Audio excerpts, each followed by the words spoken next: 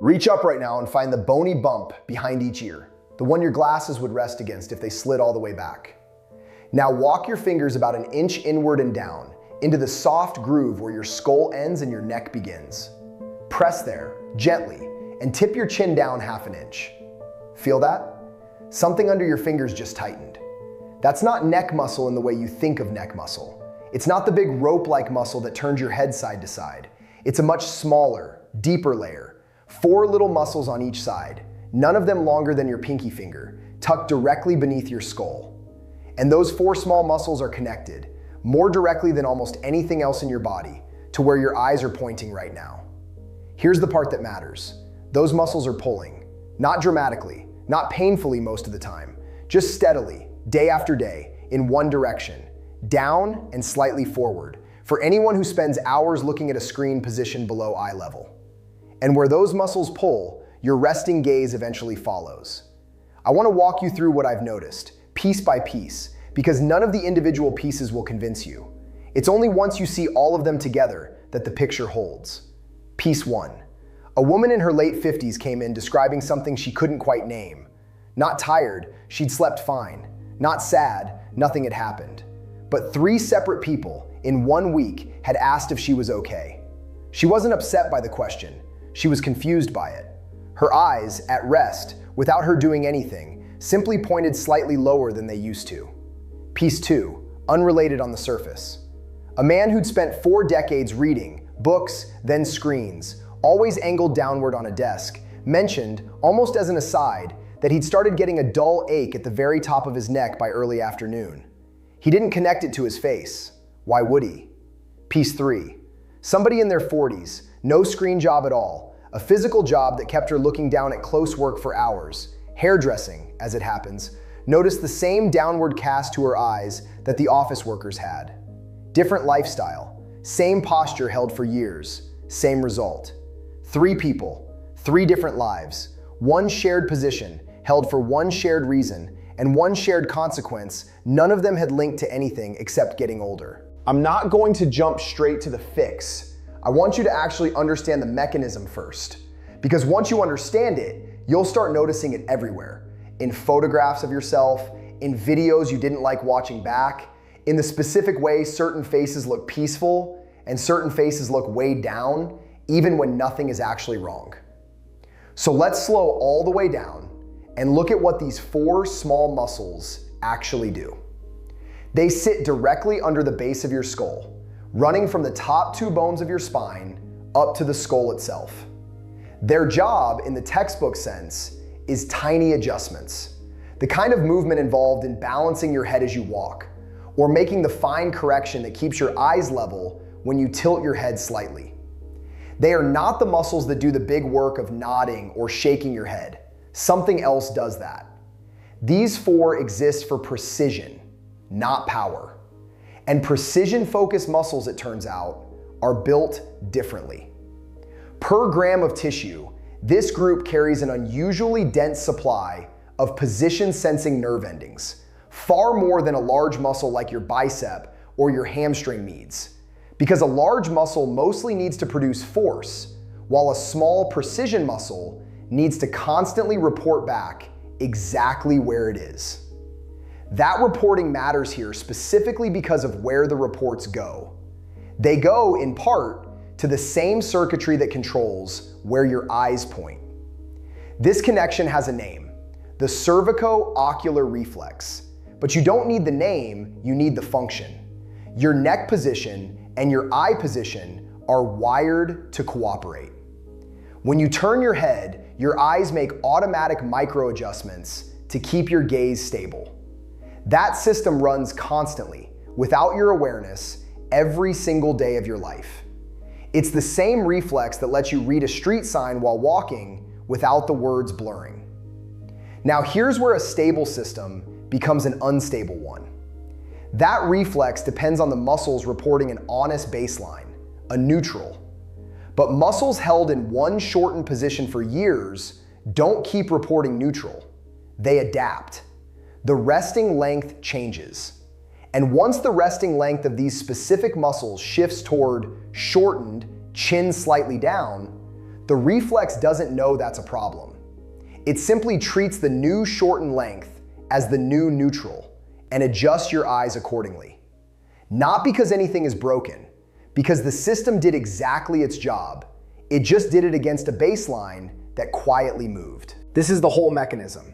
Small muscles, dense with sensors, wired to eye position, capable of resetting what neutral means after enough time spent in one posture. No damage required. No aging process required, although age gives it more years to accumulate. Just position, repeated, long enough for the sensors to stop reporting it as unusual. One more piece, because it matters for what comes later. This particular muscle group also connects through a small band of tissue directly to the lining around your spinal cord at the very top of your neck, the layer called the dura. That connection means tension here doesn't stay isolated to 4 small muscles. It has a physical line into a much larger system. I mention this not to alarm you. There's nothing dangerous about it, but because it explains something you might have already noticed. That when this area finally does release, people don't describe it as their neck feeling different. They describe their whole head feeling different. Lighter, like something was quietly turned down. Somewhere in the middle of explaining this to people, I stopped being able to look at faces the same way. You'll probably have the same experience by the end of this video. It's a strange thing to hand someone. There's a piece of this I need to be honest about before I go further, because the version I just gave you is clean, and clean explanations in the body are usually incomplete. What I described works reliably for people whose downward gaze developed gradually, over years, tied to posture. It does not explain every tired-looking face, and I'm going to come back to exactly where this mechanism stops applying, because knowing the edge of an explanation is as important as knowing the explanation itself. Back to the tissue itself, and back to piece 4 of the mosaic, because there's a detail that changes how you'll think about testing this on yourself. A stage performer I spoke with, trained for years to hold a fixed, neutral expression under bright light, night after night, told me something that stuck with me. She said the hardest part of her early training wasn't controlling her face, it was controlling her neck. If her chin drifted down even slightly during a long scene, the audience read her as defeated, regardless of what her mouth or brow were doing. Her director corrected the chin, not the expression. It's tempting to use that as a tidy metaphor. The face as a performance, the neck as the director backstage pulling strings nobody sees. I'll be honest, that metaphor breaks almost immediately if you push on it. Because a director chooses when to give notes, and these muscles don't choose anything. They simply hold whatever position they've been trained into, for years, without any backstage intelligence deciding it's time to adjust. There's no director here. There's just tissue that remembers where it's been. What she actually taught me was more useful than the metaphor. She said she could tell, within seconds of walking into a room, which of her castmates had been staring at their phones backstage, because their necks hadn't reset. Not their faces, their necks. The face, she said, is just where you finally notice it. Now, the part I said I'd come back to, where this explanation stops applying, because I'd rather you know the boundary than assume this fixes everything. If someone's eyes look permanently lowered because of eyelid tissue that has genuinely lost elasticity, that's a different mechanism entirely, involving skin and connective tissue changes that no amount of neck work will touch. If the downward cast appeared suddenly, over days rather than years, that's worth medical attention, not a stretch. A sudden change is never a posture story. And if someone has a structural difference in their eye socket or bone anatomy, present since birth, this mechanism was never the cause to begin with, and treating it as one would just waste their time. The honest version of this claim is narrower than the dramatic version, and I'd rather give you the narrow one. What this mechanism explains well is the specific, gradual, posture-linked downward drift, the kind that develops over years of habitual head position, that fluctuates with how you slept or how many hours you spent at a desk, and that people describe as coming and going rather than being fixed and permanent. That's a large group of people. It is not everyone. I've tracked this loosely across the people I've worked with directly, not a formal study, just informal observation over time. And the pattern holds in roughly 3 out of 4 cases where someone describes their eyes looking tired even when I'm not. The remaining quarter usually has one of the other causes I just named, And for them, this video won't help much. And I'd rather tell you that now than let you spend a month pressing on your neck expecting a result that isn't coming. For the rest of you, keep that image of the performer's neck resetting in mind, because the next piece of the mosaic is about exactly how long it takes tissue like this to reset, and it isn't what most people expect. A physical therapist I know describes tissue memory using a phrase I've never forgotten, though I want to be careful with it because it's another comparison that only holds up partway. She said, held tissue is like a canvas that's been rolled up for storage. Leave it rolled long enough, and even after you unroll it, it wants to curl back toward the shape it held. Stretch canvas back flat, and for a while it resists, springing back toward the curve, until enough repeated flattening finally convinces the fibers that flat is the new normal. Where that comparison breaks is important though. Canvas is dead material. It has no blood supply, no nerve feedback, no capacity to actively remodel itself in response to new information. Your neck tissue is the opposite of that. It's alive, richly supplied, constantly receiving signals, incapable of genuinely updating its resting state, not just being forced flat and springing back, but actually recalibrating what neutral means. So the canvas image gets you the shape of the problem. It gets the timeline completely wrong, because canvas never truly forgets its curl. In your tissue, given the right input over the right stretch of time, actually can. That timeline matters because it's usually where people give up. 2 days of pressing on this area and feeling nothing different is not a failure. It's roughly what you'd expect from sensor-dense tissue that's been reporting the same baseline for years. The sensors need repeated, consistent signal before they update what they consider normal. Not intense signal, consistent signal. This is where the guidance actually needs to split, because how you approach this depends heavily on why your neck ended up shortened in the first place, and that's different for different people. Before that though, one honest practical note. I built something called the Connected Face Protocol because a single release for this one area is genuinely useful, but it's one piece of a much larger connected chain, jaw, front of the neck, upper chest, that all pull on each other the same way these suboccipital muscles pull on your eyes. Inside it are 12 fascial releases sequenced across 30 days with labeled diagrams showing exactly where to place your hands for each one, plus a daily tracking sheet so you can actually see the pattern change instead of guessing.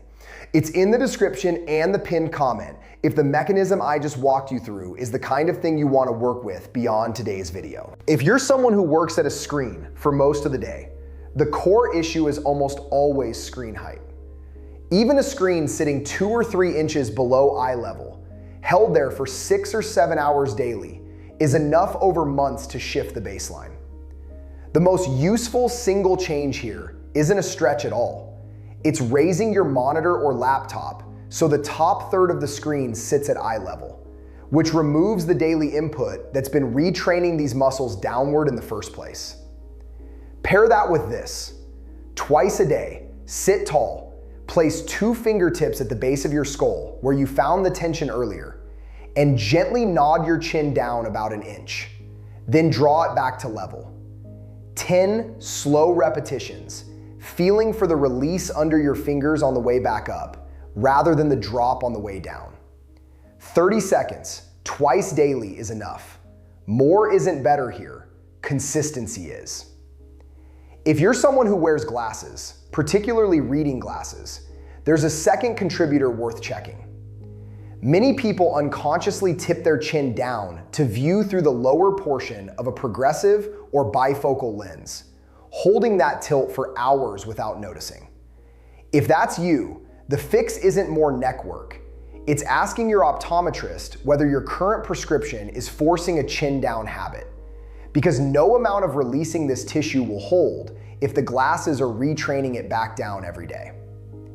And if you're someone who sleeps on your side with a pillow that's too thick, you're doing a version of this same downward hold for 6 or 7 hours a night, every night, which can outweigh anything you do during the day. Here the fix is mechanical, not muscular. A pillow that keeps your neck roughly level with your spine rather than tipped up or down. This is worth checking before anything else, because sleep posture compounds faster than any daytime habit. Notice that none of those three fixes are the same fix. That's deliberate. The tissue doesn't care what caused the shortening. It responds to whatever position it's held in most, for the most hours, regardless of source. Which means the most effective thing you can do isn't a single universal stretch. It's identifying which of those three situations is actually yours and addressing the input, not just the symptom. I want to bring in one more story here, a different shape than the ones I've mentioned so far, because I think it says something the others don't. A colleague of mine, not a patient, a fellow practitioner, someone who treated hundreds of people for tension in this exact area, spent 3 years assuming her own slightly lowered resting gaze was simply how her face had settled with age. She wasn't looking for a fix. She wasn't unhappy about it particularly. It just was what it was. What changed wasn't a deliberate effort. She switched jobs, moved to a role that had her standing and presenting at eye level for most of the day instead of sitting hunched over a laptop. And 6 months in, a friend she hadn't seen in over a year asked, without any context, whether she'd been sleeping better lately. She hadn't changed her sleep at all. What had changed was 4 small muscles that had spent 6 months no longer being asked to hold a downward position, slowly reporting a new, higher neutral back to the reflex that positions her eyes. She told me she didn't notice it happening in the mirror at all. She only knew because someone else saw it first. That's consistent with almost everyone I've heard describe this. The change is too gradual to catch in your own reflection, day to day, but obvious to someone who only sees you occasionally. That's worth sitting with for a second, because it tells you something about how to actually measure whether this is working for you. Don't check the mirror every morning looking for a dramatic difference. You won't find one, and you'll conclude falsely that nothing's happening. Take one photo now, today, straight on, relaxed face, no forced expression. Set a reminder for 6 weeks out. Take the same photo again, same light, same distance. That comparison will tell you something your daily mirror check never will. There's a version of this that goes even further than gaze position, and I think it's worth naming even though it takes us slightly past the original claim. That same tension at the base of the skull, when it's been present for years, often correlates with a specific kind of headache. A dull band running from the base of the skull up over the top of the head, sometimes settling behind one eye. Not everyone with lowered gaze has this, but almost everyone I've spoken to who's dealt with that specific headache pattern also had the downward gaze pattern, which suggests these two complaints, usually treated as completely unrelated, might share the exact same 4 muscles as their origin. I'll say plainly that I can't prove causation here in a formal sense. I haven't run a controlled study, nobody I know has, and I'd be overstating the evidence if I claimed otherwise. What I can tell you is what I've observed directly, repeatedly, in the people who've done this work. When the tension under your fingers at the base of the skull releases, both complaints tend to ease together on a similar timeline in the same person. Correlation, held consistently across enough individual cases, is still worth paying attention to, even without a formal trial behind it. Let's bring the pieces back together, because that's the whole point of laying them out separately first. The woman who was asked 3 times in a week if she was okay. The man with the afternoon ache at the top of his neck, who'd never once connected it to his face. The hairdresser whose downward gaze had nothing to do with screens and everything to do with hours of close work. The performer whose director corrected her chin, not her expression. My colleague who didn't notice her own change until someone else did. Every one of those pieces on its own looked like an unrelated observation about a different kind of person living a different kind of life. Lined up next to each other, they're the same 4 small muscles, telling the same story from 4 different angles. That's the actual shape of this once you see it whole. Not a single dramatic cause, but one small sensor-dense area of tissue that responds honestly to whatever position it's asked to hold for years at a time, and reports that position back to your eyes as though it were simply how things are. Here's a second version of that same pattern, shorter this time because I don't want to overload you with characters. A man in his 60s who'd assumed for a decade that the way his eyes looked in photographs was simply his face aging the way faces age.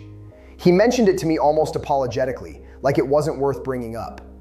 8 weeks after adjusting his monitor height and doing the 2-fingertip release most mornings while his coffee brewed, his wife picked up an old photo from a family dinner and said, without knowing anything about what he'd been doing, that he looked like that again. Not younger, not different. Just like that, the specific expression she recognized from years before the screens, before the desk job, before the slow downward drift neither of them had ever noticed happening. That's really the whole outcome worth wanting here.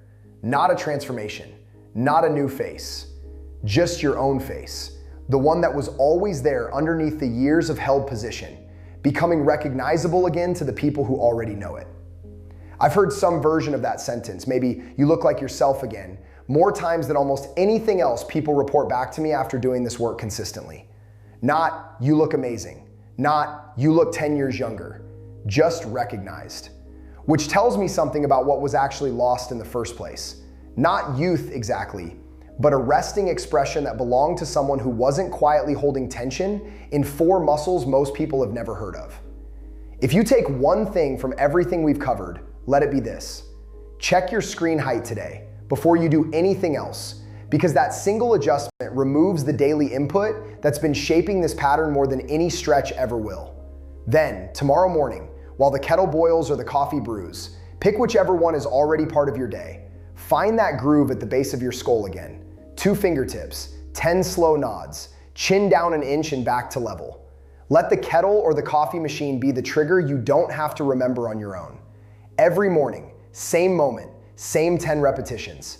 Take the photo today, before you start, and the second one in 6 weeks. The connected face protocol is still there if you want the fuller sequence. The 12 releases across the full 30 days, with the diagrams and the tracking sheet, and it's in the description and the pinned comment, same as I mentioned earlier.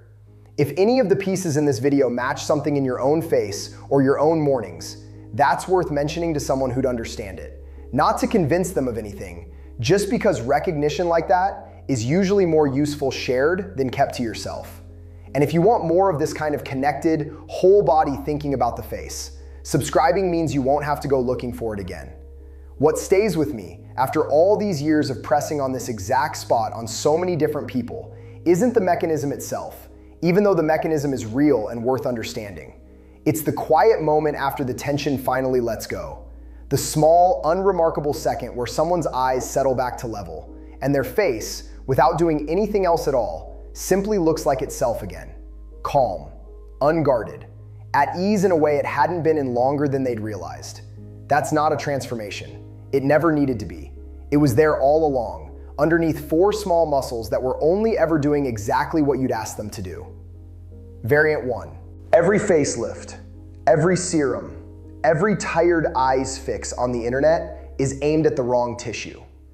Not because those things don't work for what they target, but because the specific complaint most people actually have, the sense that their eyes look permanently lowered, permanently weary, isn't coming from their eyes at all.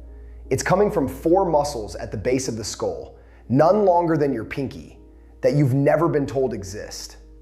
Find them right now. 2 fingers behind each ear at the bony bump. Then walk inward and down into the soft hollow where skull meets neck. Press gently. Tip your chin 1/2 inch. That tightening under your fingers is the muscle group actually responsible for where your eyes rest when your face isn't doing anything at all. There's a question underneath all of this that I don't think has a clean answer. How much of what we call getting older in a face is actually aging at all, versus years of a body faithfully holding whatever position it was asked to hold, without complaint, without correction? I don't know the full answer. I know that the groove behind your ears, the one you found at the start of this, doesn't know your age.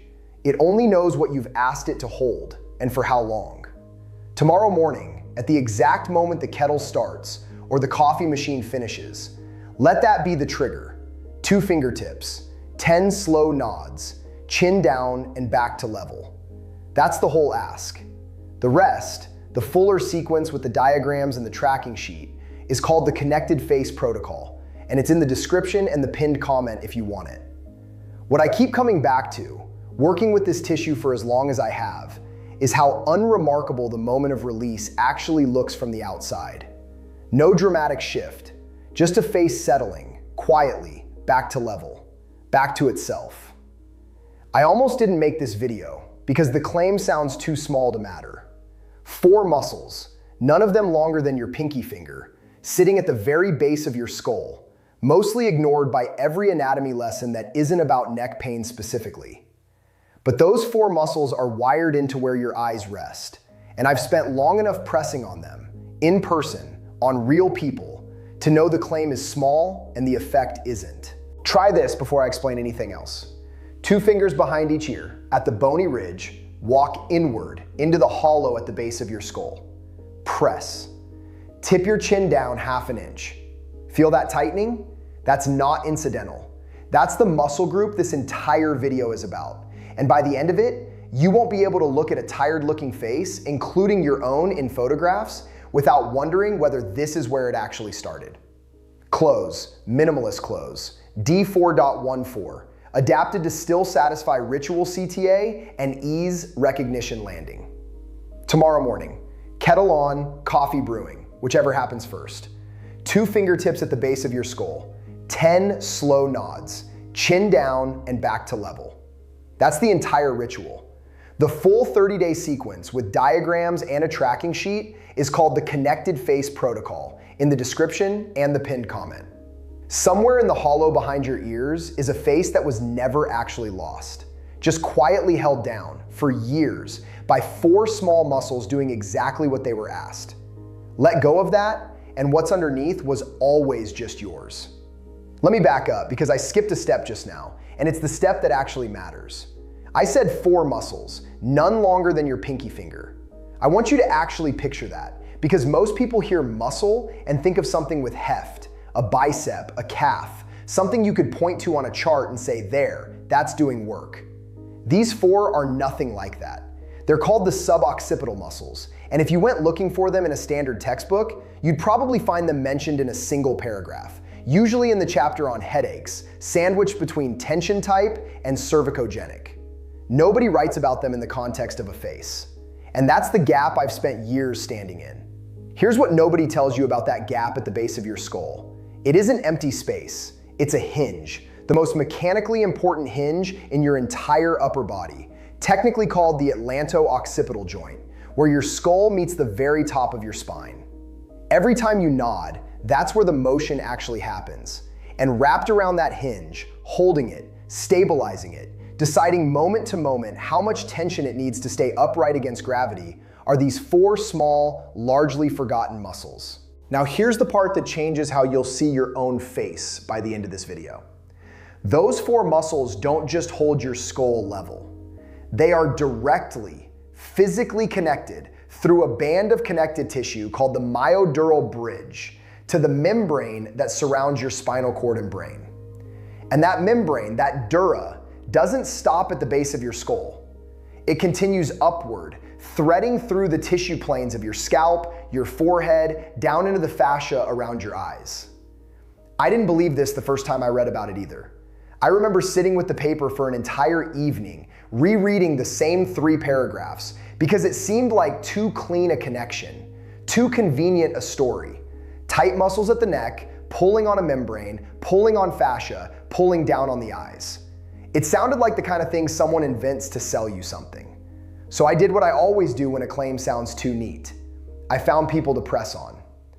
The first was a woman in her early 50s, a school teacher, who came in for something completely unrelated, a stiff shoulder from carrying a bag the wrong way for a decade.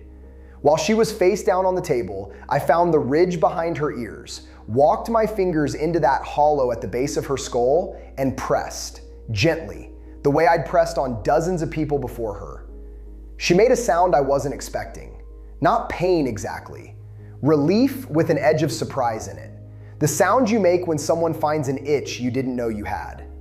When she sat up 10 minutes later and looked in the mirror on the wall, she went quiet for a second, then said, "My eyes look different. I don't know why." I've heard some version of that sentence more times than I can count now. Not "I look younger," something more specific, more confused. "My eyes look different. My face looks less tired. Did you do something to my forehead? I only asked about my shoulder. That confusion is the tell. When something visibly changes, but nobody can point to what moved, that's usually a sign the mechanism isn't cosmetic. It's structural. It's tension releasing from somewhere the person never thought to look. So let's actually walk through why the eyes, specifically.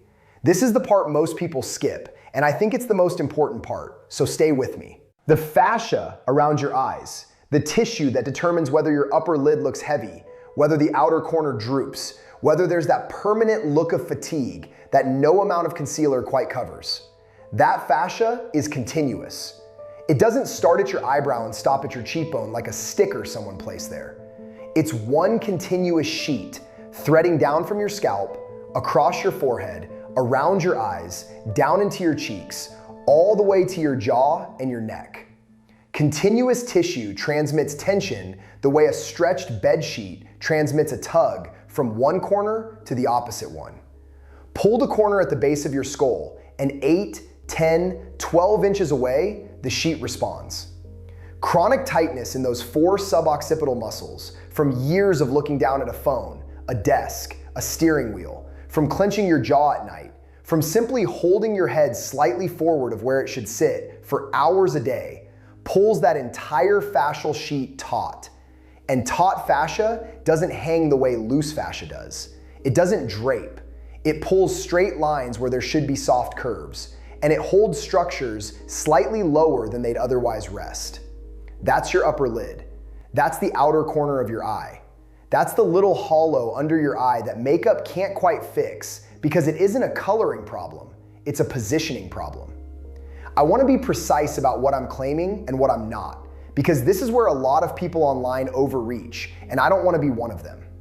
I am not telling you that pressing behind your ears will erase deep, static wrinkles, or replace what a genuinely skilled surgeon does, or undo 40 years of sun damage.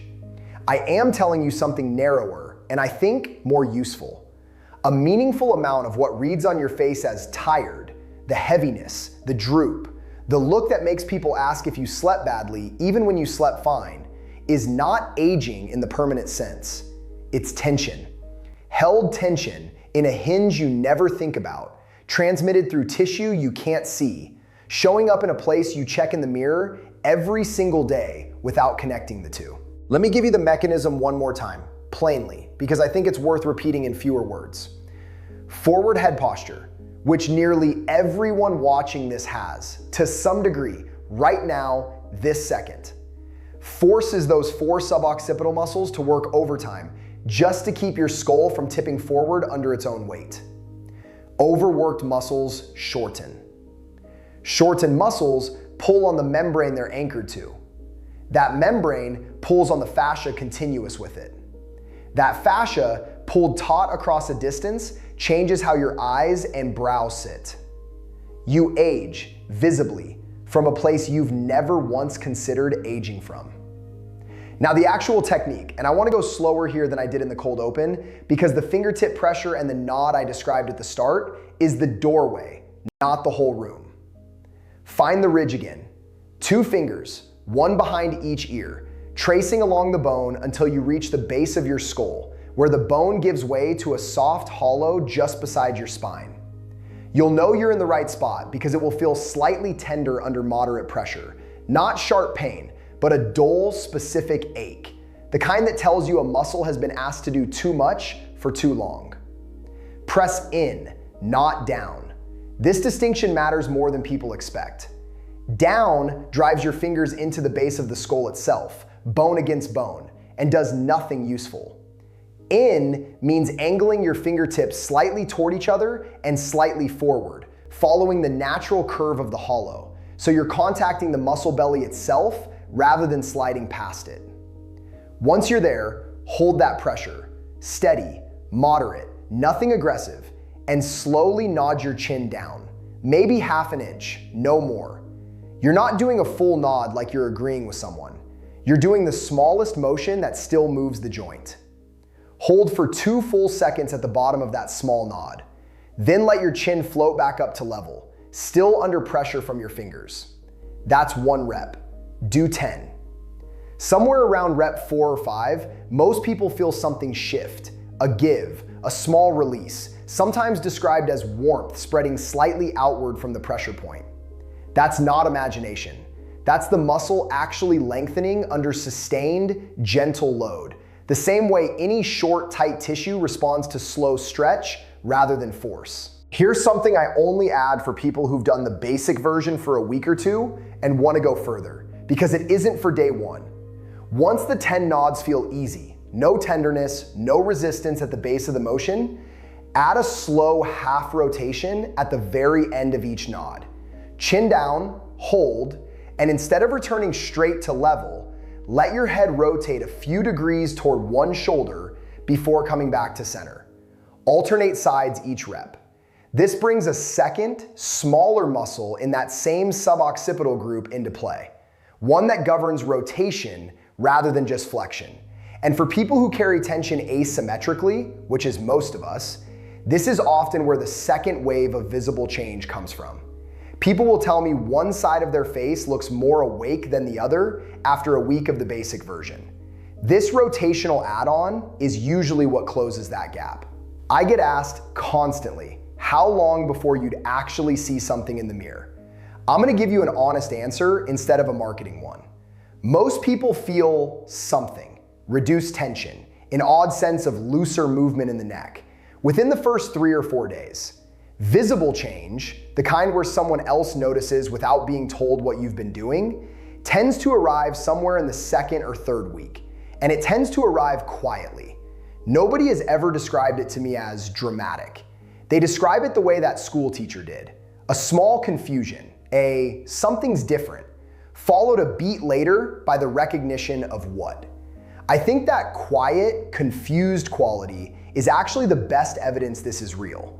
If it were placebo, if it were purely the power of suggestion, people would report dramatic change, because that's what suggestion produces: big, confident, immediate claims. What I hear instead is smaller and stranger, and frankly more convincing to me as a clinician. People noticing a shift they can't quite name, checking twice, unsure if they're imagining it, and then slowly becoming sure they're not. There's a version of this conversation I have almost every week now, with slight variations. And I want to share it because I think it captures something the anatomy alone doesn't. A man in his 60s, retired, told me he'd stopped doing the exercise after about 10 days because his neck felt fine and he assumed the job was done. 3 weeks later, he came back, not for his neck, but because his wife had asked him, unprompted, if he was sleeping better. He wasn't. What had changed was that the permanent crease between his eyebrows, the one that had made him look faintly annoyed in every photo for a decade, had softened enough that his resting expression no longer read as irritation. He hadn't been holding an expression. He'd been holding tension at the base of his skull for years, and it had been broadcasting itself through his face the entire time, translated into something that looked like a mood, but was actually a muscle. That's the thing I most want you to sit with today. We spend so much energy managing our faces directly: creams for the surface, injections for the lines, careful angles for photographs, and almost none of it addresses the place the tension is actually coming from. It's a little bit like repainting a wall every year because it keeps cracking, without ever checking whether the foundation underneath has settled. The paint isn't the problem. It was never the problem. It's just the part you can see. I want to close the loop on something I said in the opening, because I think it's worth returning to on purpose, rather than letting it dissolve into everything else.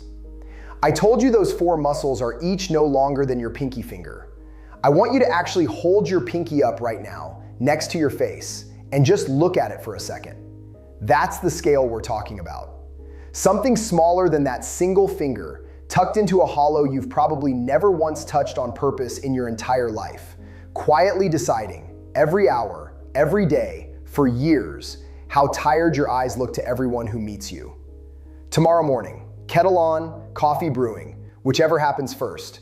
2 fingertips at the base of your skull, 10 slow nods, chin down and back to level.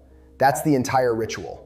The full 30-day sequence with diagrams and a tracking sheet is called the Connected Face Protocol in the description and the pinned comment. Somewhere in the hollow behind your ears is a face that was never actually lost, just quietly held down for years by 4 small muscles doing exactly what they were asked. Let go of that, and what's underneath was always just